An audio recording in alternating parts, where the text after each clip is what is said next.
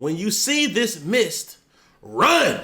Today's story is about a group of friends who travel to this supposedly haunted, abandoned town up in the mountains in Spain, and when they get there, the town totally lives up to the hype.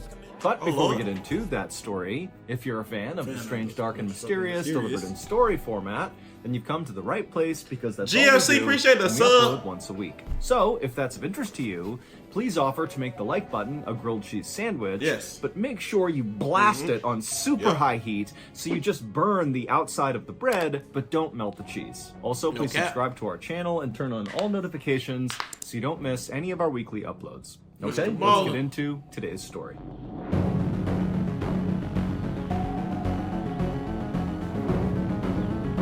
100 subs, I'm smashing the homie right now.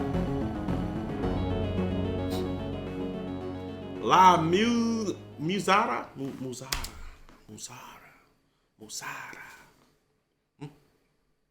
I hate you square in your face. I just want you to understand that I will. You will hit me square in my face? For what? I heard what you said. Okay. I will physically assault you. Okay? You right. You good. Let's go. On the afternoon of October 16th, 1991, a 36-year-old man named Enrique Martinez bent down, pulled out his pocket knife, and he carefully cut through the stem of a mushroom that was growing right next to a mossy log. All right. And then after freeing this mushroom, he put it inside of his wicker basket with the other mushrooms he had collected in the area. And then Enrique stood up and just took a minute to take in the unbelievable view of this lush green valley right below him. Crazy Enrique was out mushroom hunting along with his wife Anna and their two friends Jorge and Sofia, who were dating. And where they were mushroom hunting was near this old abandoned town called La Mussara, which is located up in the mountains of northeastern Spain. It had been Jorge's idea to come to this area and explore. Jorge had heard all these crazy stories about La Mussara, about how it was haunted, and there was all this creepy folklore surrounding this town. As for Enrique, he didn't really care about the lore surrounding this town. Frankly, the town was not that interesting to him. What was interesting was the opportunity to come out here and... They're in Spain? Mm-hmm. Okay. You know what's crazy? There's so much of land that we have built on, but there's so much that we haven't touched. Yeah. Which is a great thing. Great thing.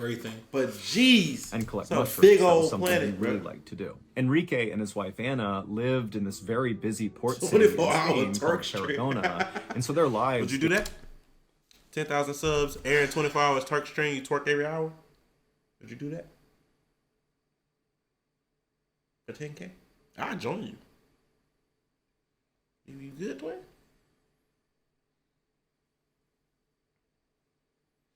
I just put a hit out on you. What? Yeah, good luck. Okay. All right. Day to day were very hectic. You know, Enrique, he worked at a bar as a bartender, and so every night he was surrounded by hundreds of people coming in and out. And so having a chance to come out here and be in nature at peace and collect these mushrooms just sounded too good to turn up. Enrique stopped staring at the valley right in front of him, and he turned around and continued to scan the mountainside for a particular type of mushroom that grew in this area. Milk cap. It was called the bloody milk cap, which was known to be great for grilling. You know, it paired well with meat. And so I thought they was hunting them. I thought they was hunting them for other reasons.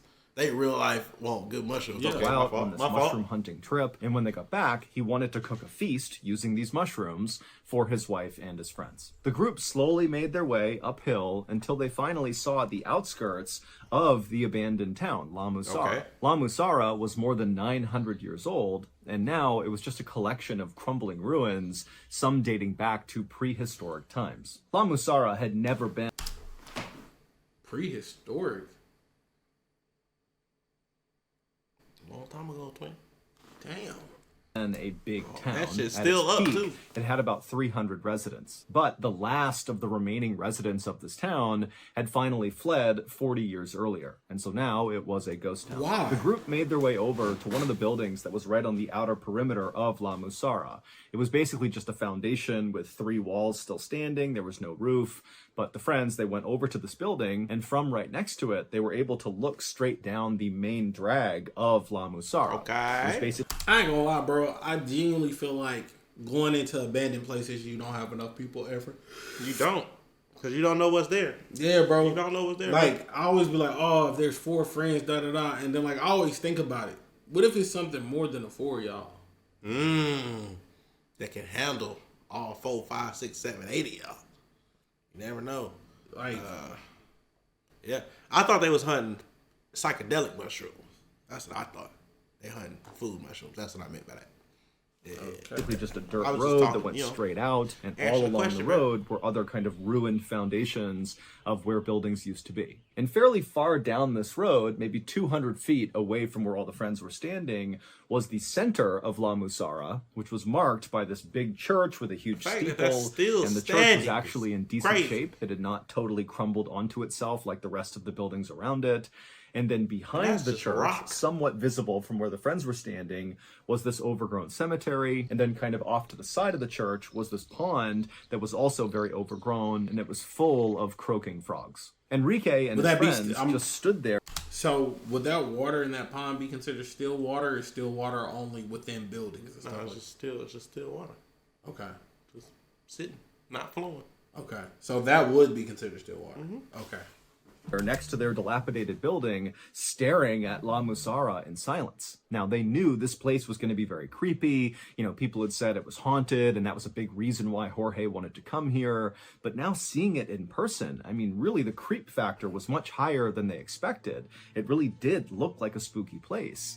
And then adding to the spook factor was very clearly, as they were looking down this main road, the friends could see this mist kind of starting to envelop the town. Jorge had told the friends when he was doing his research about background La misty now. Mussara that the mist was really a trademark of this town. That at night, it basically got completely consumed in white mist.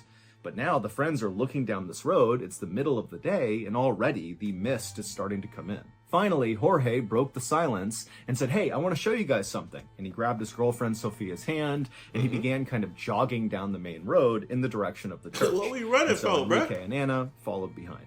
And after only walking maybe 10 or 20 feet, Enrique happened to turn around and look back where they had just been standing next to this dilapidated building, and already he couldn't see that building because the fog had rolled in and totally obscured his view. Enrique... This always brings me back to the movie The Mist. Hated. Worst horror movie ever. So I don't watch horror movies. Yeah, couldn't help but feel a little horror uneasy. movies make me angry at the logic. Yeah. And the actions they do. Yeah. Because I don't like them, so I just point out all the flaws in the logic. Yeah. Again, because he thought the fog was supposed to come in at night, and it's broad daylight, and here we are, totally covered in fog. But he shook it off, thinking, what's the big deal? And so Enrique turned back around, and he and Anna hustled to catch up with Jorge and Sophia, who by this point had stopped a little farther down the road, off to the side, where there was this strange rectangular rock that was maybe 2 feet tall, just kind of jutting up out of the ground. And when Enrique and Anna made it to Jorge and Sophia, Jorge placed his hand on the top of this strange rock, and looking very satisfied with himself, he would tell his friends, this is the Sis Stone, and people say it contains dark powers. The Sis Stone was actually one of the oldest things in all of La Mussara. Back in the day, Muslim armies used to march through La Mussara, which actually got its name from this. La Mussara means the place to march. And so these armies, as they would pass through La Mussara, making their way to the valley down below, they would always stop at the Sis Stone because they believed it had magical powers that could help them defeat their enemies in their upcoming battles. Now, the Muslim armies were long gone by this point, but the Sis Stone was still there, and people still said that it contained that kind of magical power, that there were dark forces at work inside of the stone, and so to touch it was very risky. In fact, some people said if you touch the Sis Stone, you could be sucked. Where did the switch come in at? What you mean? So, up to a certain point, people thought it was good luck and good practice. At what point did it become bad? Dark energy? Could it be that the armies that touched it died? Could that been it? That's one of those interesting key details that I'm interested in. Into this parallel world full of all these demonic entities. And so as Jorge told the group about all this history surrounding the Sis Stone and how no one should touch it, remember, he's got his hands squarely on the Sis Stone the whole time. And so when he finishes telling the story, he looks at the others and says, come on, somebody else touch it. Jorge's girlfriend, Sophia, said, absolutely not. That's a good I'm not about storyteller, to though. tempt evil spirits here. But Enrique's wife, Anna, said, you know what? I'll touch it. And so Jorge smiled, he pulled his hand off the cistone, and Anna, she walked forward, she took a deep breath, and then she placed her hand on the stone. And for a second, the whole group just held their breath, like something was going to reach out and grab Anna and pull her into the stone. But nothing happened, and a minute later, Anna had pulled her hand off, and the whole group was laughing. But I thought they was about to say Jorge. Oh, real photo of Enrique. Yeah, they showed it earlier. I thought they was about to say like Jorge cut her hand off. Just a couple of seconds later, Enrique, who had been laughing along with the group, suddenly noticed that the frogs in the pond near the church, a little farther down the road from where they were suddenly so much louder. It was almost like when they touched the stone, it had maximized the volume of these frogs. And so Enrique, he turned his whole body and began staring down the road through the mist and fog at this pond, and he could kind of barely make it out. And he was trying to see if there was something obvious causing these frogs to kind of go crazy. But as he stared at this pond, which again he could barely see, right behind it was the church. But there was lots of fog kind of blocking the church, and for a second the fog kind of parted, and Enrique got a full shot of one of the windows of this abandoned church. And in the window was this dark figure just standing there staring at Enrique and his friends. And Enrique, he sees this thing in the window, and in a second it was gone. And then the fog rolled back in, covered up the window, and Enrique couldn't see anything anymore. And so Enrique just stood there in stunned silence, having no idea if what he just saw had really just happened, or if it was in his imagination or something. But before he could even try to process what had just happened, he heard his name being called. And so he kind of snapped out of it, and he turned back to the group, and it was Anna, who was now jokingly saying, come on, Enrique, touch the stone too. Enrique quickly scanned Anna, Sophia, and Jorge's face, and they were all smiling and laughing still, and so clearly none of them had seen this figure in the window. And so Enrique, he kind of just looked at all of his friends, and then he looked back in the direction of the church and this window, which again he couldn't see because the fog was blocking it out. And so Enrique just tells himself, okay, there's no way that I just saw some dark figure moving around this abandoned church. You know, that must have been my imagination. Especially if it was gone in an instant. And so he turned back to his friends, and he could tell they were not going to let it go until he touched the stone. And so he said, fine, and he walked up and he touched the stone. And immediately, as soon as his hand made contact with that stone, everything seemed to change. The air around Enrique got cooler, and the stone itself started to warm up. And as this happened, Enrique, whose hand was still on the stone, began to think, wow, I could do this for hours. I could just stay here and leave my hand on the stone. I mean, this is amazing. But then somewhere buried deep in his mind, Enrique began telling himself, get away from the stone. Take your hand away, get away right now. And so finally, Enrique did yank his hand away, and right away all those feelings he was having as he touched the stone disappeared. The air went back to normal. He did not feel compelled to touch the stone, and he just kind of was left thinking, what just happened? And so Enrique's wife, Anna, along with Jorge, they were both grinning at Enrique, waiting for him to tell them about what it was like to touch the cistone.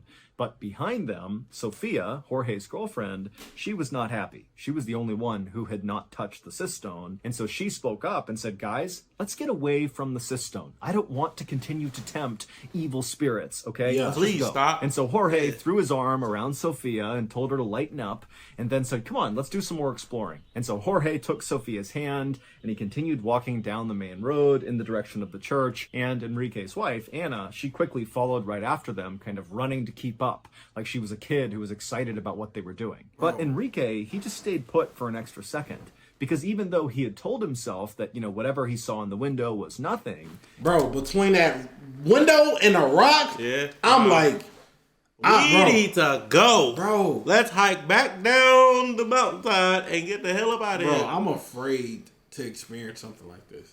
Yeah. Like, I genuinely don't, like, I can't process the supernatural. That's why I teared up when I saw that. I heard that voice in our live stream when we went to the haunted place. I was like, whoa, it's letting y'all contribute. Whoa, okay, I ain't gonna say nothing about that. Anyway, yeah. He could not help the fact that as soon as he touched that cyst stone, he felt different. There was something off about the stone, and really there seemed to be something off about this whole village, which by this point was now completely enveloped in fog. They were totally covered. Now, Enrique, at this point, did just want to leave La Mussara. He didn't want to be there anymore. The place was totally creeping him out. But he didn't want to be a party pooper, and so he turned and continued walking down the main road after his friends and his wife. And after he walked a little ways, the fog parted enough that he could see the pond full of these very loud croaking frogs, as well as the church and that window where he had seen or supposedly seen this dark figure, but the window was empty. And Enrique was relieved to see that his friends clearly had not stopped at the church. They had not tried to go in. They had gone behind the church into the cemetery. Enrique did not want to go inside of the church because even though, again, he had told himself that, you know, that figure wasn't real, bro, it wasn't really in the... Heck no. Bro, the zombies gonna come out the ground, bro? I prefer the cemetery. The closed building. The building not closed. It's torn to pieces. It's barely up. Oh, you're right. What you mean? You're right. Window. Oh, let's go to the cemetery tonight then, huh? Huh? Yeah, let's do it. Huh? Let's do it. That's what you so. Let's do it. Why you? Let's do it. Why? Let's do it. Why would you want to do that? Let's do it. You bitch now? No, let's go. Let's go. You play your Spark Zero and you going to the cemetery then. Let's go to the cemetery. Let's go to the cemetery then. Yeah. Why you don't want to close that ass, buddy? Yeah, bluffing ass boy. Yeah. Now if I close it, we going tonight? Huh? If I close it, we going tonight? If I close it, we going tonight? Yes, indeed. Yes, indeed. Yes, indeed. Yeah, come on. Close it. You thought I was a bitch? You thought I was going to fuck out? What the hell? The town is La Mussara. Still, there was a part of him that wanted to stay far away. That's a from crazy poll, by the way. But after Enrique walked past the pond and began side-skirting the church to get to the cemetery, he just stopped and turned and actually faced the window, kind of like involuntarily. He was looking at the window where this dark figure had been. Where's his friends at? And again, it's empty. There's nothing there. Well, I was saying, like, can he see felt him? like something was pulling him towards this window. And so without saying anything to his friends, who aren't really paying attention to Enrique, they're kind of just walking around the cemetery, Enrique walked right up to this window. He's right in front of it. He's looking inside, and now he can see into the actual church. And it's totally ruined inside, but he can see where the pews used to be. It is. You can also see where the pulpit used to be, where the priest would give mass. And as Enrique stood there staring into the church, he kept leaning closer and closer and closer into the church until finally he felt like he really wanted to move away and get away from the church, but it was like he couldn't. He just kept getting pulled into this opening. And then as this was happening, the sound of the frogs got louder and louder until Enrique felt like he was totally consumed by these frogs. Meanwhile, just around the corner of the church and back in the cemetery, Anna, Jorge, and Sophia were kind of laughing and walking around the cemetery, reading the different headstones, when at some point, Anna, Enrique's wife, just happened to look up when she realized Enrique was not there with them. And so Anna, she walked over to the gate of the cemetery and she looked up along the side of the church, and there was Enrique kind of leaning forward into this window looking into the church. And so Anna, she yelled out to him a couple of times, but Enrique did not even notice her or acknowledge her. He just continued leaning forward looking in this window. And finally, Anna got right up next to Enrique and she actually shook his shoulder. And when she did that, Enrique kind of snapped out of it and turned and looked at her, but didn't say anything. He just had this totally confused look on his face. And Anna, she looks up at her husband. I catch Aaron like that, I might have to hit him. I'm calling your name. Aaron! He not shake him and he just looking like, I might have to. If I go to slap and he do this, that I know he back. If I get anywhere close, I'm like, this ain't you.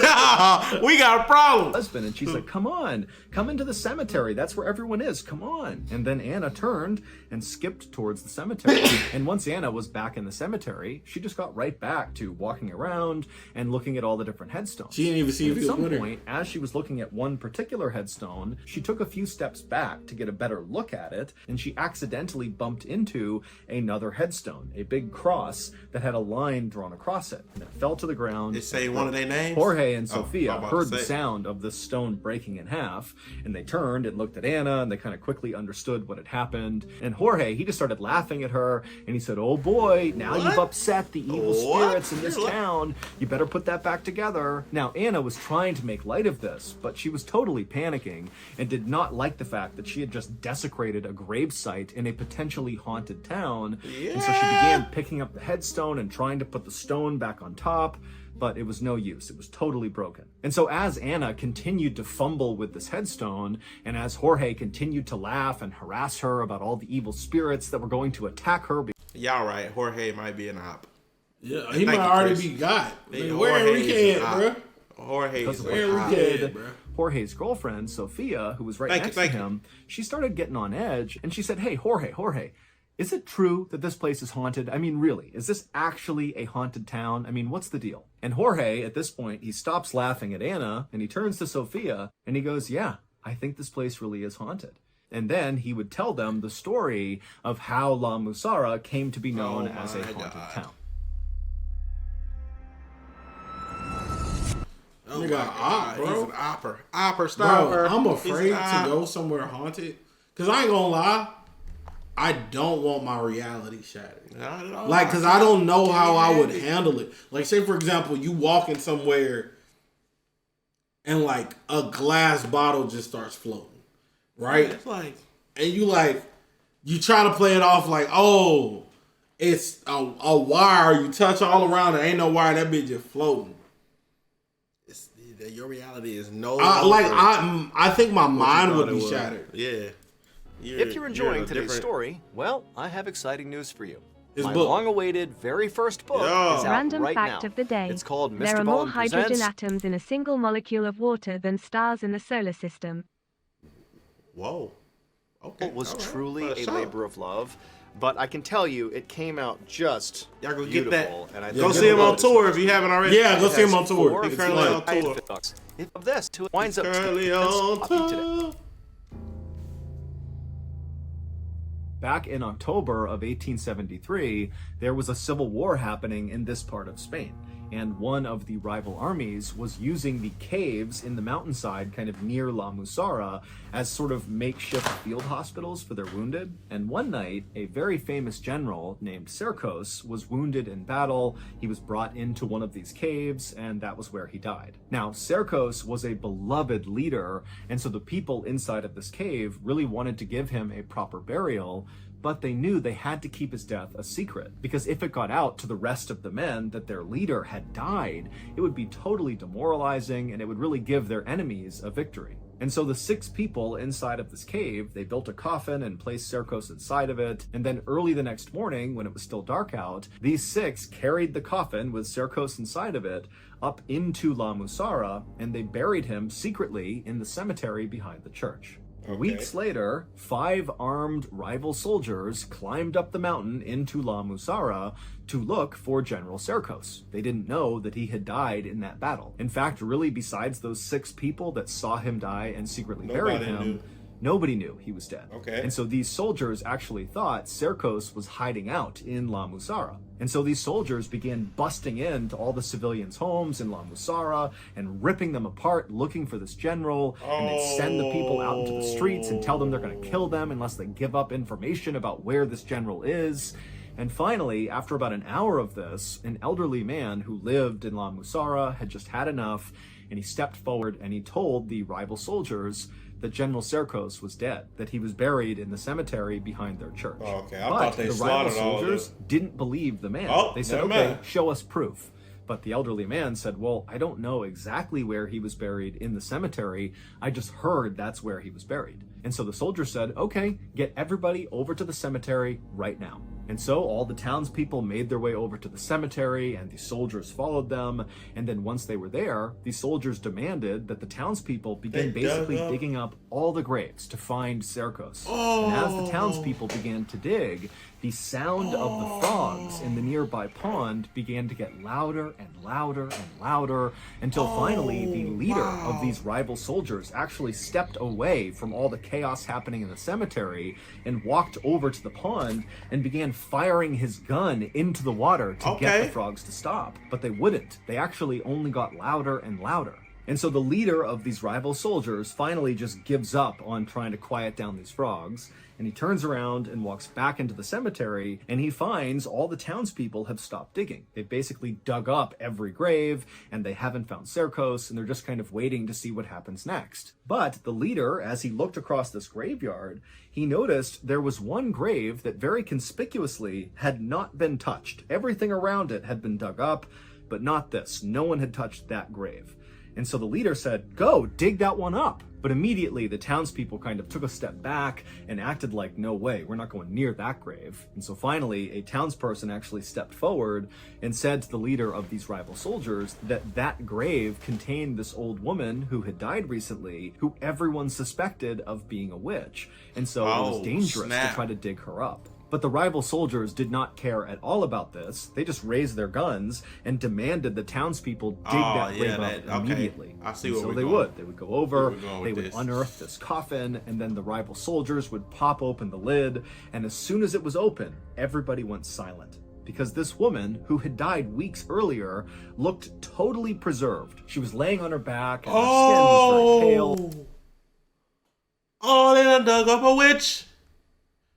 Holy. Bro, that shit scare me, bro. That's insane. That would be, boy. What? Yeah. But it had not begun to rot yet. Even her cheeks still had a kind of pinkish hue to them. Heck and her lips were open part way, as if she had been buried in everybody. But what really had startled the group into silence was this woman's eyes were wide open when they opened up this coffin. It looked like she was looking directly at all of them. And so after a couple of seconds of the silence from seeing this woman for the first time, the townspeople began to cry and scream and back up away from this coffin. And the rival soldiers, they were startled too by this woman's appearance, but they were more angry than anything else, because by finding this woman in this grave, it meant they had not found the general. And so out of frustration, the rival soldiers grabbed this old woman's body, this witch's body, and they pulled her out of her grave, they strung her up to a tree, and they just sat there shooting at her constantly until her body had basically been obliterated by all the bullets. And then finally, when the soldiers stopped shooting, they realized everything had gone quiet. Just a second earlier, the cacophony of these frogs croaking in the pond. Nah, see, this is when you go on a power trip and you going too far. You done went too far. You going too far. Have y'all seen Dawn of the Dead? From the movie from 2004? Yeah. The damn security guards in the mall who's on a power trip for no reason? It's like that. Yep. Bruh, you're going too far. I ain't gonna lie. Major All right. F up. Just a little bit of degeneracy here. Degeneracy? Yeah, every time I think of zombie movies, I think about that zombie cop with a big old... Oh, what movie was that? I don't know. That boy went up and said, what movie was that for research purposes? You know what I'm saying? What up, Limitless? What's up, It was Limitless? so loud, it was like totally overwhelming, had now completely ceased. And it was like the town had gone absolutely still. And this stillness and quietness was so unsettling for these soldiers that they actually just turned and fled right there without saying a word to the townspeople. And then once the soldiers were all gone, the townspeople got to work reburying their dead. And at some point, one of the townspeople jumped into the grave where the witch had been, and when they landed in the dirt at the bottom, their foot actually sunk down an extra foot. They had landed on something hollow and crashed into it. And what it was another coffin. There was another coffin buried below this woman's that the soldiers had not seen. And this secret coffin belonged to General Cercos. When those 6 people had secretly buried General Cercos, they had just placed his coffin at the bottom of an open grave that was about to be filled with somebody else's coffin. They put it in, they covered up his coffin with enough dirt that... Oh, that's smart. So they didn't desecrate a grave. The grave hadn't been filled yet. Yeah. Smart. That's could see genius, it. actually. And then the next day, the townspeople lowered the witch in her coffin into that grave without realizing General Serkos was below it. And then they filled it in, and then they placed a headstone on her grave. But because they thought she was a witch, they decided not to write her name on the headstone. Instead, they just etched a horizontal line across her headstone. Oh my And so God. after this incident with the rival soldiers desecrating this woman's grave and her body, La Mussara was never the same. People in the town began dying left and right, and the That's where soil it went turned. bad, so they couldn't plant any crops. And That's then all exactly these where it insects came turned. through the town, and then all these plagues of illnesses and diseases came through. And so it wasn't long before La Mussara had developed this reputation of being cursed. And that's the Did they tombstone. break the That's- witch's tomb? Yeah, that's the tombstone the girlfriend broke. Ooh. And by the 1950s, that curse apparently had driven the last few people out, officially making it a ghost town. Literal ghost After town. Jorge wrapped up the story, Anna was just horrified, looking straight down at the ground, because it would turn out the gravestone that she had accidentally knocked over and broken, well, it had a horizontal line etched across the middle of it. It was the witch's headstone. That was the one she had broken. And so suddenly feeling totally spooked, Anna was about to yell to Jorge and Sofia that she wants to leave now, when she happened to glance over at the base of one of the cemetery walls, and she saw the perfect bloody milk cap mushroom, the course. exact type she knew her Course. husband was looking for. And so Anna walked Course. over, she picked this mushroom, and she turned around to show it to Enrique, but Enrique was not in the cemetery. And so right away, Anna thought, wait, did my husband ever actually follow me back down into the cemetery after I saw him by the church? Not at all. She couldn't remember. She thought he followed her, but she wasn't sure. And so Anna yelled out for Enrique, but he never called back. And so she turned and looked over at Sofia and Jorge, who she could barely see through the fog, and she asked them, hey, have you seen my husband? Is he in here? Did you see where he went? And they both said, no, we have no idea. And so Anna, who at this point was now really starting to panic because this whole situation in La Mussara was getting pretty spooky for her, and so she just dropped the mushroom and took off running out of the cemetery. Now, Sofia and Jorge did not really know what was going on. They didn't understand the urgency that Anna was feeling to find Enrique, and so they saw her take off to go find Enrique, and they just kind of casually walked on after her. And when not they even- turned the corner Man. and they exited the cemetery and began walking basically alongside the church, now again, the visibility is terrible from all this fog. As they moved along, they couldn't see Anna or Enrique, but they could hear Anna calling out for Enrique over and over again. And as they moved, Sofia and Jorge, they would see these shadows moving around in the fog. And they Right. would think it was Enrique or Anna. It wasn't as even they got them. up to where these shadows were, there'd be The witch nothing got there. Enrique. And so Sofia, she Gone. began grabbing tighter and tighter onto Jorge's gone, he out arm. of there. And Jorge, who had been kind of joking about how this place was evil, was also now starting to feel a little bit spooked about what was going on.